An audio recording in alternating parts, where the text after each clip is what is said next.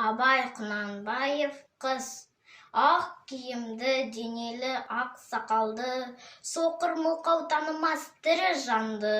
Үсті басы ақ қырау, түсі суық, басқан жері сықырлап келіп қалды.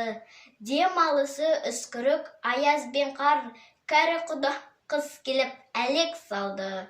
Ұшпадай бөркін киген оқшыр айтып, аяз бенен қызарып ажарланды. Бұлттай қасы жауып екі көзін, басын сілкісе қар жауып мазамды алды.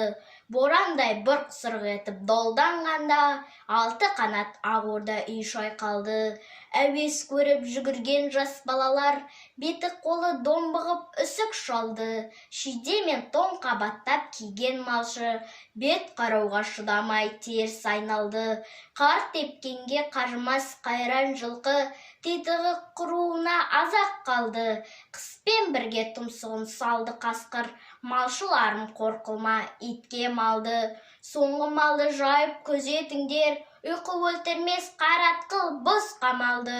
Ит жегенші Қондыбай қанай жесін, қыз жібер мұнан тұрған кәрі шалды.